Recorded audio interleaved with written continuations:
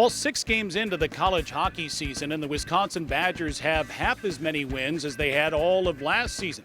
The Badgers went to upstate New York last weekend and beat St. Lawrence 5-2, and then Clarkson 5-4, and returned to Madison with a 4-2 record, set to take on the Northern Michigan Wildcats. I'm Brian Posick, the radio voice of Wisconsin hockey, and head coach Tony Granato joins us here on the Badger Hockey Digest.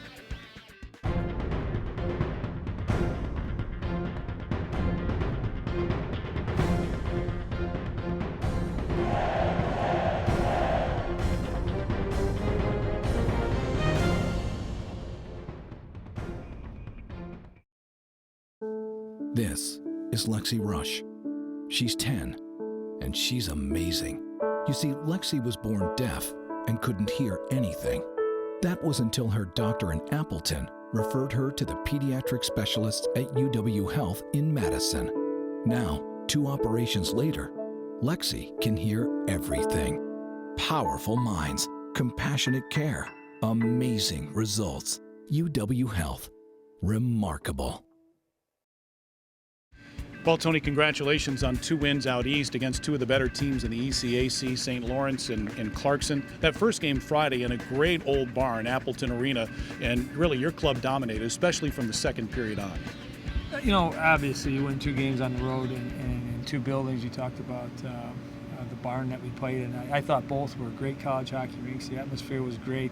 Fans were right on top of you.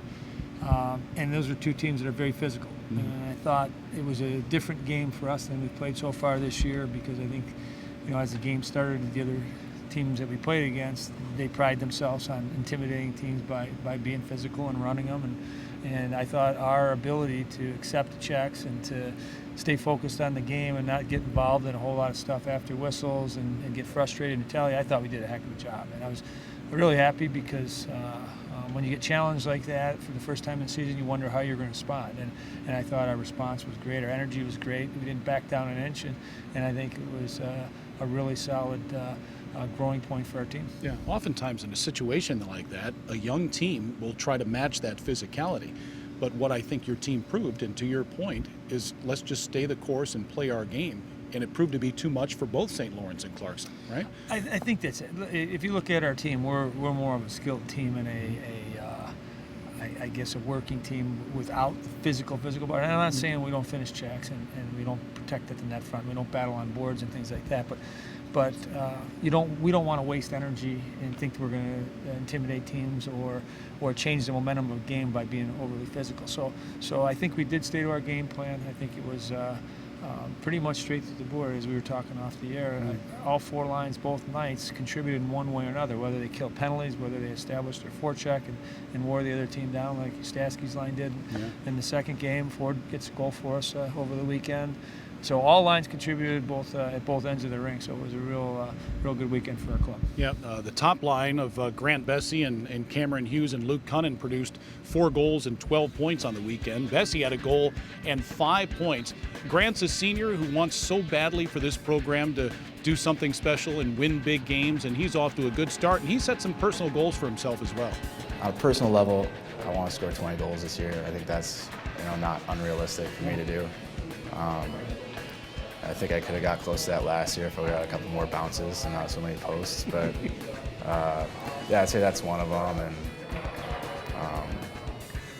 we try and get on one of the all Big Ten teams or whatever. So I mean, that's just kind of some stuff that I've thought about. But I mean, obviously it's not at the forefront of my mind right now.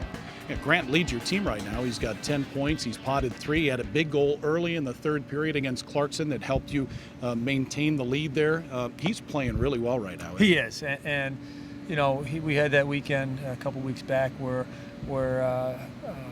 their line wasn't great. They were a little sloppy defensively, and Boston College took advantage of a couple situations. And I think it was early in the season when something like that happens, you're looking for some sort of a response. And their preparation this week to get ready for that weekend was outstanding from their practice habits. You could see that this weekend there was something in them to show everybody that, heck, that's not happening again, and we're going to lead the way. And they're great leaders. They all wear letters for a reason. And when the game was on the line, we gave up that big goal late in the second on a power play with only a few seconds to go in the period for them to pull within 1. that's a big momentum shift for their team. And we came out for a shift for the third, and Grant scores that goal. So like you said, those guys were big all weekend, and that's what we expect them to do all year. Yeah. There was a great story on Saturday night of a young man who hadn't played for the Badgers in about a year and a half, and he had a big goal. More on Cullen, Hurley, and the Badgers' upcoming home series with Northern Michigan in just a moment. This is what collaboration looks like. This is what happens when a cardiologist in Appleton works step in step with specialists at UW Health in Madison. You see, when Terry's condition required a second opinion, his doctor turned to the cardiothoracic team at UW Health. Together, we made sure Terry got the care and the heart transplant he needed. Powerful minds, compassionate care, amazing results. UW Health, remarkable. Well, Saturday night at Clarkson, the Badgers and the Golden Knights were going at it. It was a tied hockey game when a young man by the name of Cullen Hurley found the back of the net. He's a former forward in high school and through the junior ranks. He was converted to defense a couple of years ago, but hadn't played since his freshman year. His last game was January of 2015, but he got a chance against Clarkson and scored a big goal, and he was thrilled. It was awesome. It'll be a moment I won't forget. I mean, yeah, it was just a play that we've worked on all week, and luckily I was the guy that was on the ice to be down for it, and Coonsy made a great play out to me and just kind of threw it at the net and went in. So it was kind of funny because when I turned around, all the boys right there on the bench, so they're all celebrating with me, which is, yeah, like I said, a moment I'll never forget. You know, Tony, Cullen's worked hard. I've seen him work the last couple of years, and things haven't gone his way. He's had some injury issues and what have you, but you gave him a chance, and he comes up with a goal like that. You could see the smile on his face from my broadcast site, but to see the reaction of his teammates for him, that was even more special.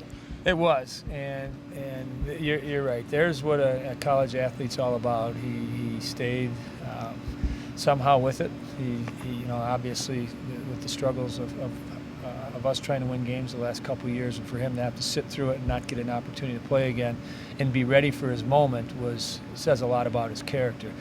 And if you watch him, and just practice just ended a few minutes ago, was one of the last guys off the ice. And that's what I've seen from him since the first day I got here.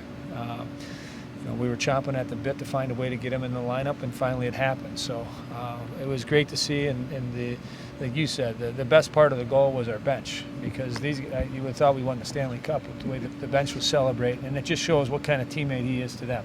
For all of the time sitting there cheering for the guys and working with them in practice and in the weight room and everything else, I think to see him rewarded was obviously very satisfying for the rest of our group. Yeah, and what's great to see, too, all the competition you have in practice. So when Cullen played on Saturday, Patty Sexton did not, or Jake Buns. You see your fourth line, as you had mentioned before, Matt Ustaski and Aiden Cavallini and Jason Ford. You've got other guys chomping on the bit and knocking on the door to maybe crack the lineup at some point in some time.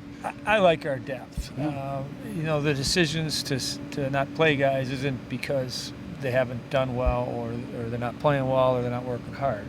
It's just that we have to make decisions, and I like that. I like that as a coach. No one's played their way off the roster. No one's played their way out of the lineup. We've just had guys that deserve to be in there, and we had a winning lineup on Friday with the line of Ustaski's line, and we went back with them on Saturday. So Freitag didn't get in the game, and Zerbel didn't get in the game last weekend. I was planning on hopefully getting those guys in on Saturday, but so we have a position as coaches that's a good one to be in. Yeah. Badgers back home to take on Northern Michigan, their old WCHA rival. They already played them to start the season in Green Bay and split up there. The Saturday game was fantastic. They have a young man by the name of Robbie Payne, who was a pain in the Badgers' backside. I know his name. Yeah, but now you play them again, and they've struggled a bit since you last played them, but they're going to work hard under Walt Kyle. Absolutely, and that's what we saw in Green Bay from them. And there were two, games that really both of them could have went either way. It went right down to the wire, and they'll play hard, they'll battle, they'll come into our building, and they know what it's like to come to Madison and play. So we'll have to be ready, just like we were last weekend at Clarkson and St. Lawrence. And I think we've established some momentum with our forecheck. We've established some momentum with the rhythm that our team has played with. and hopefully we can keep that going. All right, thanks for your time. Good luck this weekend. Thank you, Brian. Sure, that's Badgers head coach Tony Granato. Wisconsin and Northern Michigan Friday and Saturday night. Puck drops at 7:07 or so both nights. No television, although you can get it on your computer, BTN Plus. You can also listen on the radio on the Badgers Sports Network. For Tony Granato, I'm Brian Posick. Thanks for watching the Badger Hockey Digest.